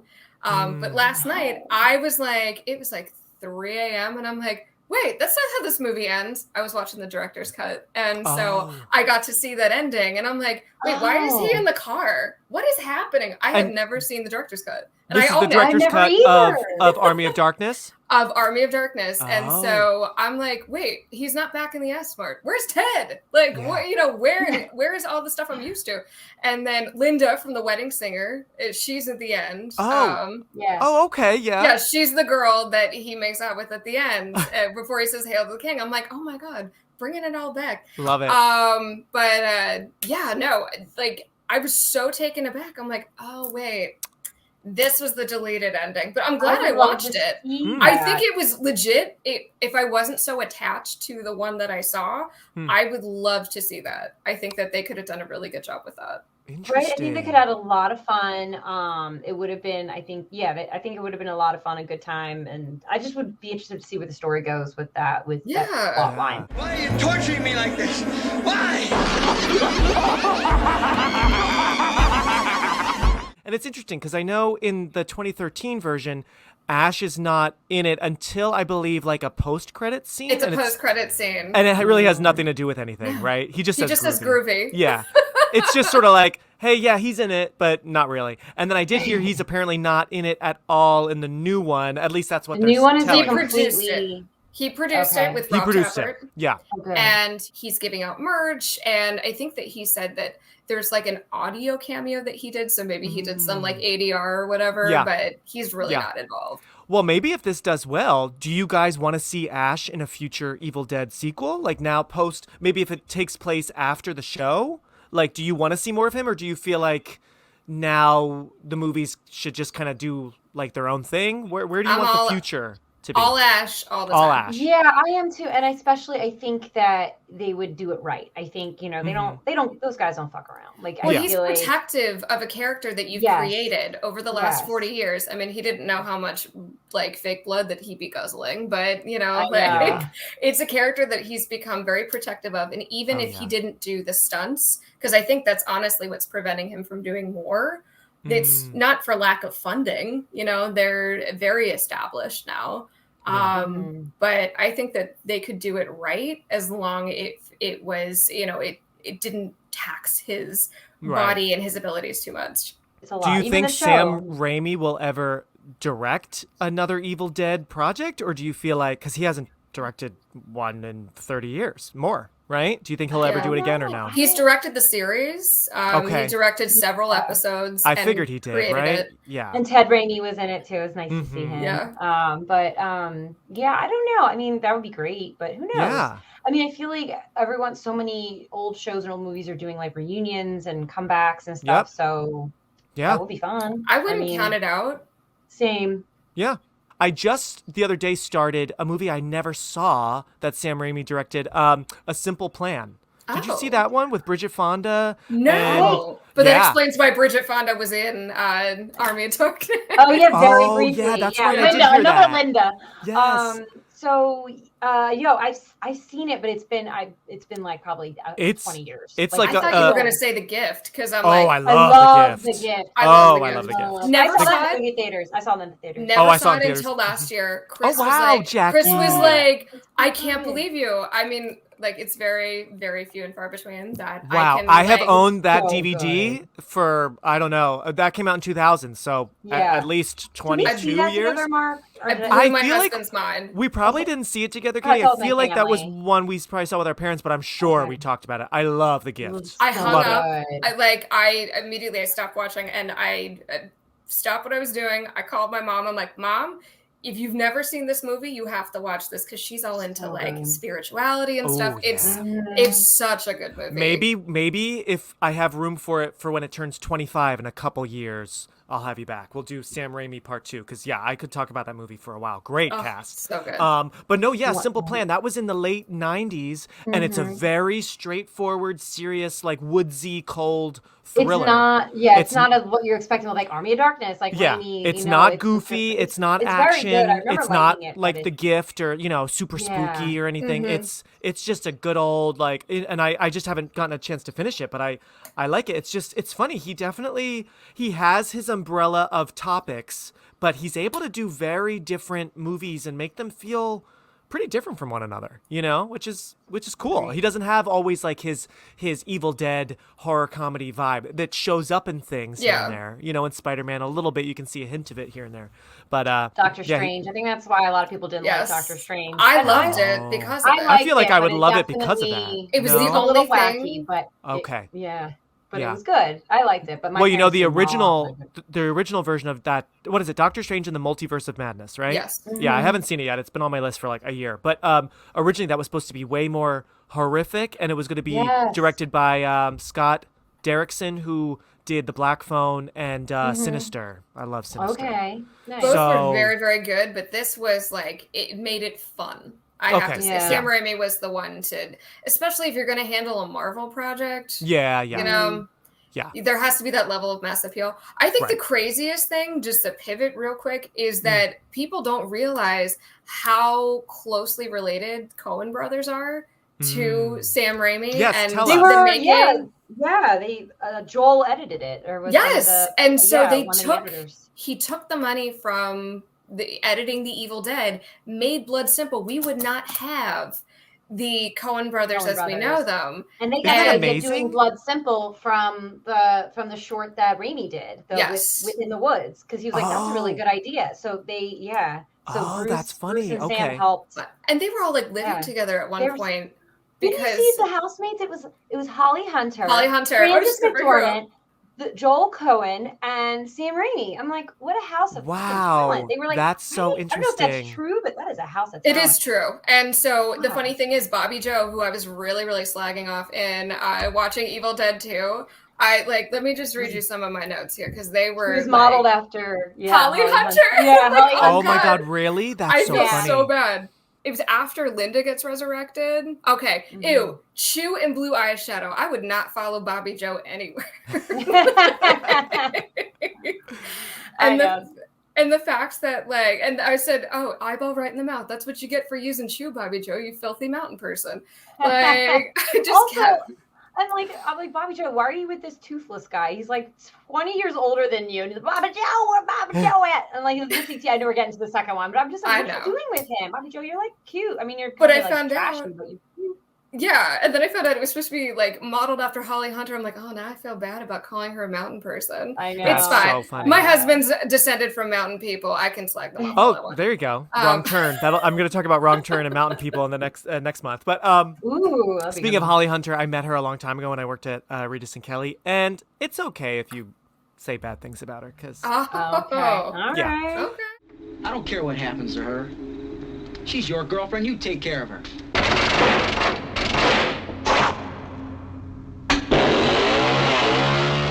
One little thing that I noticed this time, I had missed when I watched it previously years ago.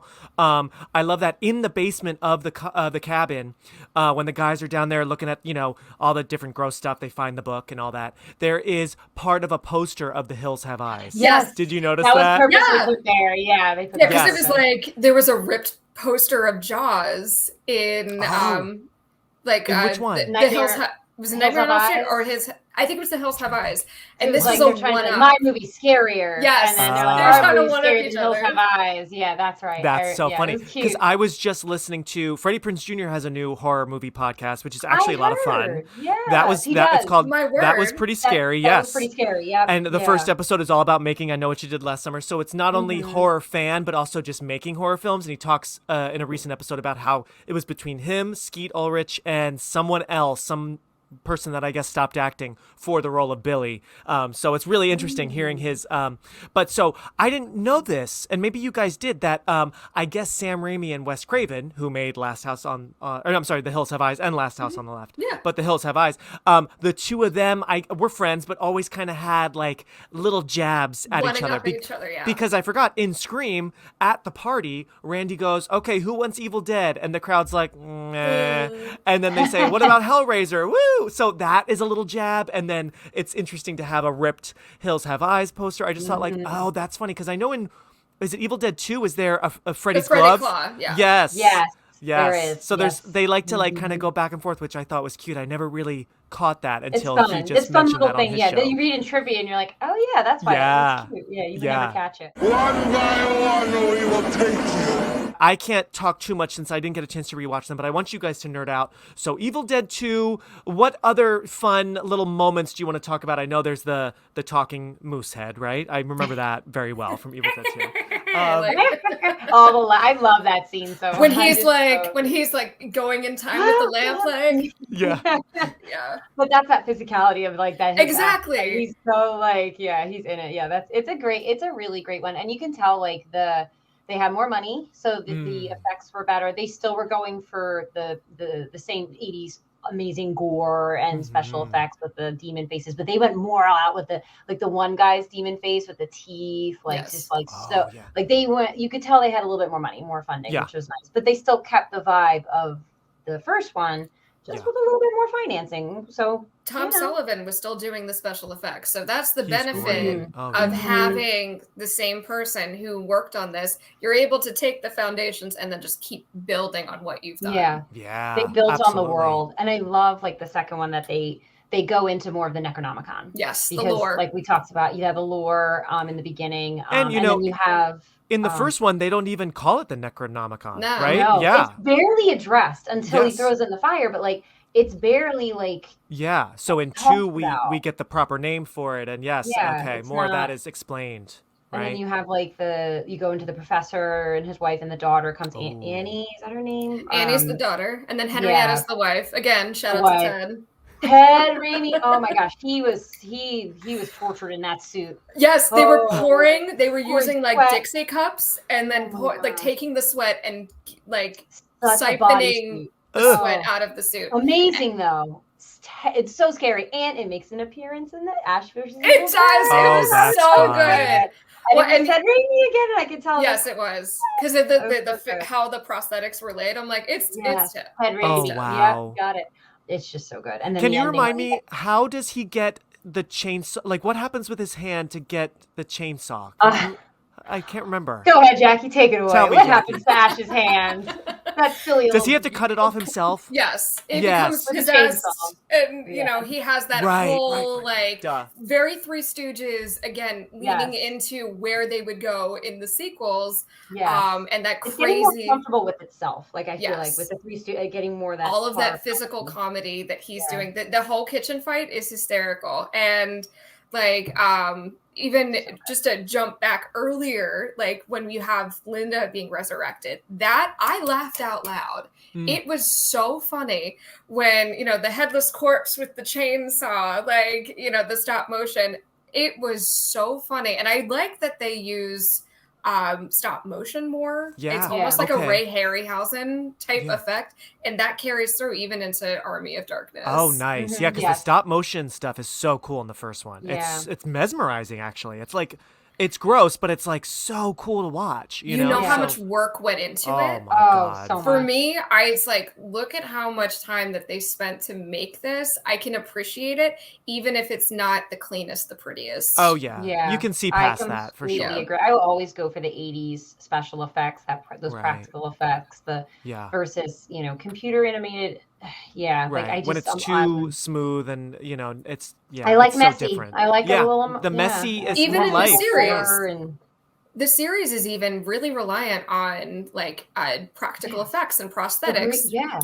There is very minimal CG, and I think that even like Henrietta's character, they had that her neck came out. It was a puppet. It was almost like a marionette. It was a marionette. There was one, I think it was computer animated when it came out. Other than that, minimal. It was all puppetry. It was all. It's and I was no different than what like Del Toro does. You get people that really love movies and love the craft, and I follow a ton of like practical effects are like such a passion of mine. I follow like Tom Woodruff Jr.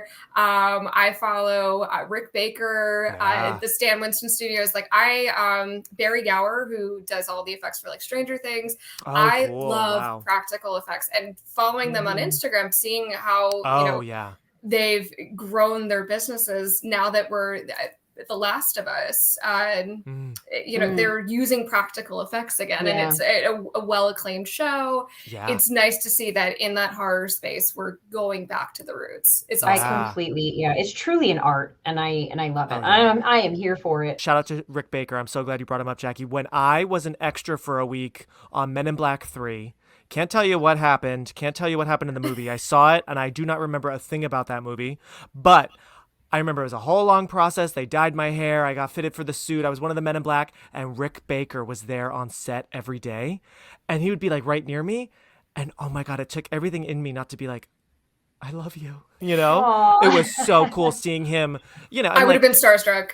I was so starstruck. I mean, forget like the actors. I was like, whatever, you guys are cool, but wow, Rick Baker, like fitting an alien. Just have to shout out how cool that was. I love that you are a fan as well. Oh, I'm so jealous. That sounds amazing. And his white ponytail, I was just like, wow. Look, he's a silver fox. Like, Rick Baker can get it. Like his whole family is so cool. Like if you're not following him on Instagram, please do. I should. They do a Halloween thing every year, like him and his whole family. So what happens at the end of the second? Annie, because they make the evil into a flesh and blood entity so that it can be sucked into it. So they have to make it into an actual entity, and then which is like this terrifying tree thing. It's so cool. Yeah. And then Annie reads the words to open the portal. And to suck the evil back to where it came, Jackie? Is that like where it's so origin? It's supposed to be the portal that is going to take it back to the the other side, basically where it started from, the origin of the evil. But everything goes wrong, and it does. Yeah. And hilarious hijinks ensue. Yes. Yep. Ash gets sucked in, and then he wakes up. He's in 13th or 14th century, wherever the hell that is, England. I don't even know. It's supposed to be in country. I don't know. And then it's Southern California. It's actually SoCal. But originally, Raimi wanted the Ash to go into medieval times in the second one. That was the plot that he was looking for. Yeah, and then I don't remember why, but they decided they didn't, and then that ended up being the third one. And I feel like it worked out so much better because then you have this amazing second movie, and then we got all these comedic scenes. We got groovy, So then tell me now about Army of Darkness. So about 5 or so years later, we have that. And so it opens where we left off at the end of 2, right? He's with back a couple tweaks. Oh, okay, no? Yeah. Okay. Tweaks. So he's, instead of being welcomed by Sam Raimi in a cameo, like at the end of it's like, oh, thank you, chosen one. He is shown as a slave. So I'm wondering, do you know, Jackie, why they changed the beginning of the third? Was it something with the rights or something like? It was 100%. Everything, all the changes that we've had, it's ongoing. Okay. They had trouble getting the rights, which is why they had to reshoot the whole end of Evil Dead 2 for the beginning of Army of Darkness. Oh. There's only a couple of shots that are direct homages, and I think all of it was completely reshot because Bruce Campbell talked about being on like the rig so that he could do the spinning shot. Yeah. Yeah. So he had to reshoot all up. And then he's in medieval times, and he's just living it up as Ash. And now, is he in medieval times the whole time? There's no more like time hopping. He's there the whole. Not until the very end. Okay. The very end in the theatriral cut. Ah, yes. Okay. Yeah, I gotta watch the director's cut, Jackie. I think it's on that archive site. It's legit good. Yeah, because I rented it on Amazon, and it was the regular cut. Okay. Yeah. The one that I always knew. Yeah. Yeah. And then I read about this ending, and I was like, oh, that would have been cool too. Like, I love the ending they went with, but I'm like, oh, it would have opened up for a sequel or the one they were thinking and about. I know I watched the first few episodes of the show, but I know that came years later, right? Mm-hmm. So because he's not, we'll skip over the remake, really good, but he's not really in it. So now in the show, it's all kind of in chronological. Like obviously they reference what has happened in his life in the past these 3 other times. Yeah, it's not like it's like a clean They go slate. much more into the lore. I just That's love good. that. I like characters. I like the characterization of Ash too, because it's like he's in this state of arrested development where he hasn't really come past where he like. So if we're going with the theatrical cut of Army of Darkness, he's like, oh, feeling on top of the world. He's got his metal hand, and he got the girl, and is like got all the swagger, but he's like, fat loser living in a trailer, right? And I remember the trailer. Like, and he's just like kind of pervy, a little racist, and it just shows that his mentality is still in like the 80s and the 90s. He hasn't grown up. He's like Peter Pan. He has not grown up. But he's still charming as hell, and you still love him. But exactly, and it's inexplicable because you shouldn't, but you do. Yeah, that's funny. I thought it was so close to like you introduce new characters that are younger and more relatable to the people that are into the show today. So you have Pablo, you have Kelly, and those were really, really well introduced characters because you got attached to them and you like them and they have their own mythology within the show. It seemed so much like Buffy that and it had that same kind of energy that we were talking about, like with Xena, where it was, there was that overarching lore, but you had a monster of the week kind of thing. And it was, everybody had a distinct personality and there were callbacks and a ton of jokes. And it's just, it was right. It towed the line between dramatic and horrifying and kind of, going into the horror realm like Buffy did, but still having the jokes and the fun episode. Like what I think they could do, what they did successfully with Buffy season 8 was a comic book tie-in. I think they could easily do that. Yeah. And oh god, and when they brought in the daughter in season 3 of Ash vs. the Evil Dead, all I could think about was Dawn. And I'm like, this is like Dawn. Oh, that's so funny. Like Dawn. Oh my gosh. But this has the same energy as that. So highly recommend. If you like Buffy, it's that same kind of like Scooby Gang. We're going on adventures. With a lot more gore. Like a lot of gore. Yes. Yeah. Oh, and they pushed the envelope with the effects. It was insane. There's a point where he literally has his head through the midsection of a cadaver. He's just like, no. Oh, God. And it has a Prince Albert on the end. And I'm like, who did this? They go, like I said, Mark, you got to watch it. You're definitely going to cringe. They go You're going to love it. You're going to wow, love it. I love that they go so hard. Okay, good. Yeah, I remember really enjoying the show, again, as like at least a casual fan of the franchise, but I think it was just one of those things where it's like, oh, other shows in life, and like, there's so many shows that you just sort of fall off with some, but it's quick to watch because there's only 10 episodes per and they're half an hour. They're 30 minutes. Hour. I think you'll really like it, and then be as angry as Jackie and I how it ends, or ends is really end. It just stops. It's not an ending. Because I would like him to come back and do something with the character because he is so protective of it. He helped characterize it. Him and Sam Raimi really like, it's their baby. It was like the first big thing. And I think that they could do more with it. So I'm interested to see. And Katie, what is the tie-in with Marvel like? Because I haven't read that. It's so funny. So for, I know people are, so Marvel Zombies versus Army of Darkness I have right here.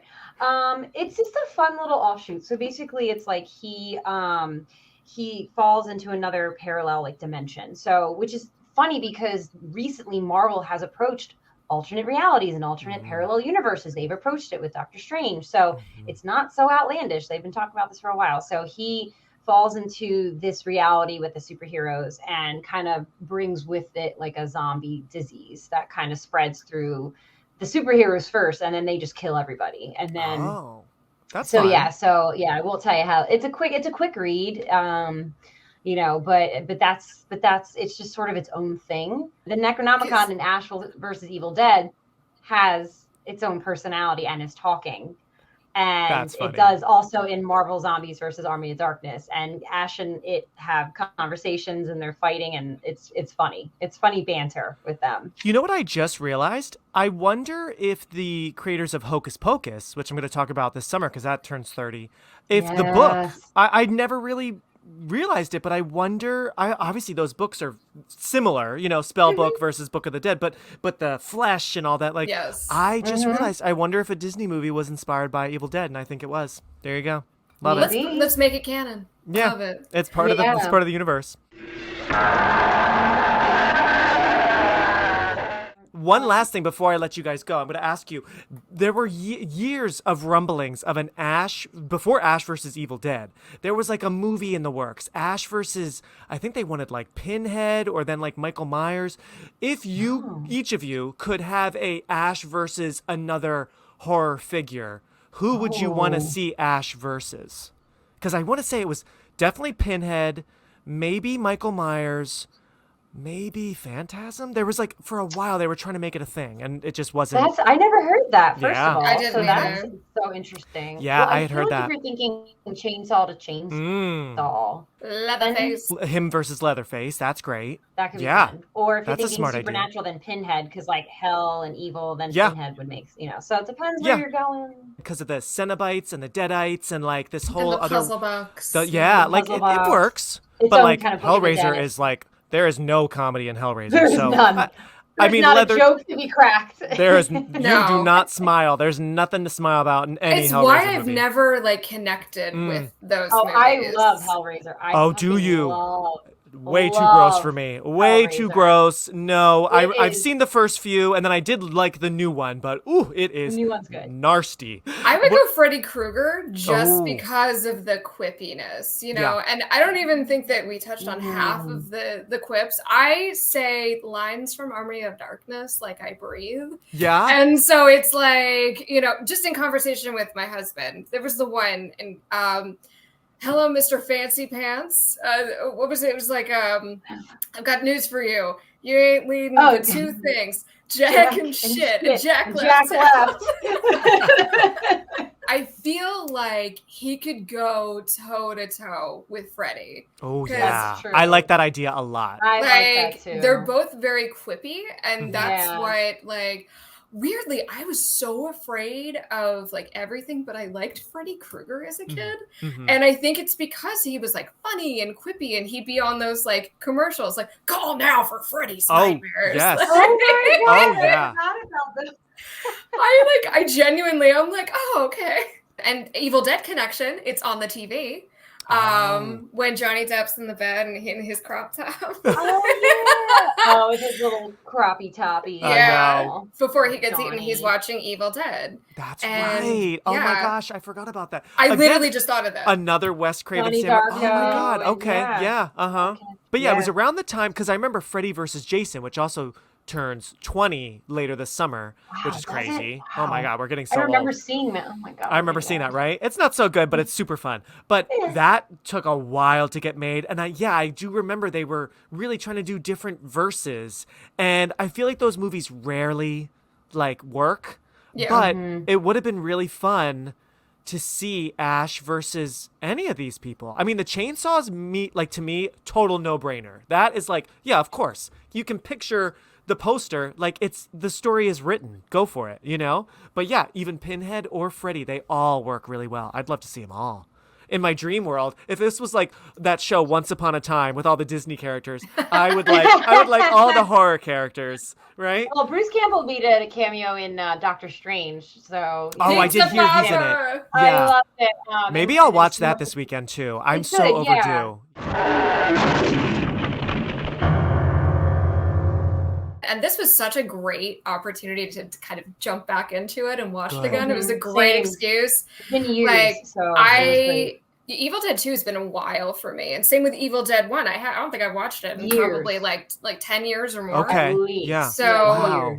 And then I got the Bruce's book signed when Chris and I just started dating. So this was like, we've been together for like 13 years. Yeah. So it's like, it's been a minute. Yeah. Oh, that's great. So I'm glad that this was able, like, because you guys are big fans, but it was a nice rediscovery. That's great. Because when would you say was the last time? So it's been years for 1 and 2, it sounds like, for you both. For me as well. I watch Army of Darkness pretty much every year. Every year? What about you, Katie? It's been years for me. It's been every since few I sat years or and something? watched it, definitely years. That's funny. Okay. For me. Yeah. Since I'd sat and watched the whole thing. But I remembered it very well because I was seeing it so many times. But the first 2 had been even longer. Wow. Well, thank you guys so much for doing all your research. Any other like last fun facts trivia that we didn't get a chance to talk about it? Sadly, the cabin does not exist anymore. No. It burned down. Oh, okay. And that was in Tennessee, right? In Morristown, Tennessee. Morristown. Right. One of the things that I wanted to bring up that I forgot about is it was so cold. If you look when he's burying Linda, there's snot coming out of his nose because he's so cold. They filmed it in Tennessee because Michigan is like notoriously freezing in the winter, and it ended up being unseasonably cold in Tennessee, so everybody was freezing. And a twist of irony, that year Michigan was unseasonably warm. Yes. I was like, that's the evil right there, being like, look you. That's totally the evil going. Shouldn't have been messing around. Literally. Like horror comedy. I was talking with my mom in the car, and I'm like, do you remember a horror comedy before 1980? And I don't know. Right? Actually, probably not. Like, if there were, I mean, I know Vincent Price did Theater of Blood, which I love. Theater of Blood was amazing. I love Theater. Jackie, I love that. Yes, that. But again, it's pretty much horror. It's just got some fun quips, fun elements, quirkiness to it. Yes, I love that. I need to rewatch that one. But so maybe Vincent Price touched on some of this stuff, but I mean, this really broke new ground. I'd say, right, with that kind of subgenre of bringing horror, comedy, gross out. It's big, it's wild, right? And then we can thank this for the rest of the 80s. Totally. Even, you know what I was thinking of rewatching the first one today? I was thinking of a movie I saw when I was also too young, and it really did freak me out, even though it's a horror comedy. House. Do you remember House? Oh my God, I love that movie. I just rewatched House like a year you? ago. Because I love Amazon Prime will suggest like movies like that because it knows my One taste. of our first dates, Chris and I watched House. Oh, I love that. Yeah, I mean, that is so good. I haven't seen that in decades. But, very similar vibe, similar look. Yeah, so this movie is obviously very influential. And, I was just saying this the other day that, like, if you have at least a decent franchise, I really don't think it's ever going to die. So this new movie, I think it's going to do extremely well. I feel like it's got great buzz, and a lot of people are 93 on Rotten Tomatoes. I've looked too much into it because I just don't want to have opinions, but Ellen and I were talking, and she said it's getting really good fucking reviews. And I was like, people that are fans. 2013 was good. Oh, yeah, I liked it. I'm expecting this to be kind of a return to form outside of the Raimi-verse. Mm-hmm. That's true. So, Evil Dead Rise, final verdict. I absolutely loved it. Having just binged everything Evil Dead, the references were abundant and greatly appreciated. It was fast-paced, and the apartment complex setting was claustrophobic and kept the tension high, and there were just so many cool and creative shots throughout, and Alyssa Sutherland's physical performance is genuinely terrifying. The gore tested even my limits, so it's not for the faint of heart, but I highly recommend checking it out. I just saw it last night, and I don't want to say too much about it since it just came out, but I want to let you know that I thought it was great. It has some good scares and definitely lots of good gory moments. I definitely cringed a few times while watching. It definitely goes more with the first Evil Dead movie and the 2013 movie, where it's a straight up horror movie versus a horror comedy. They also changed up the main location from being in a cabin in the woods to an apartment in the city. And honestly, they did a great job using that setting, and it really worked for me. I don't want to say much more and spoil anything, but I'm telling you, if you're an Evil Dead fan, which I assume you are since you're listening to this podcast episode, then I highly recommend that you go check it out, and I think you're really going to enjoy it. Groovy. That's all we got. Moral of the story is, see some pictures of the cabin before you drive to it, okay, kids? If you want to hear even more about the making of this cult classic film, I highly recommend a great article from a couple years ago by the Detroit News called Life After Dead, Rooted in Michigan. Cult hit The Evil Dead turns 40. It's a great read. Thank you for listening to or watching this episode, and thank you, my friends and film scholars, Katie Bruno and Jackie Renne, for such a fun conversation. Thank you, thank you. Video highlights of our conversation will soon be on Portland Media Center's website and YouTube page if you'd like to check that out. Thanks, PMC. Thank you, Greg Clements and Kyle Motzinger. And you can follow me on Instagram at Release Date Rewind to see bonus content from this chat, more trivia about this movie, and to find out what we're talking about in May on Release Date Rewind. I'll leave you with, we're gonna get you, we're gonna get you.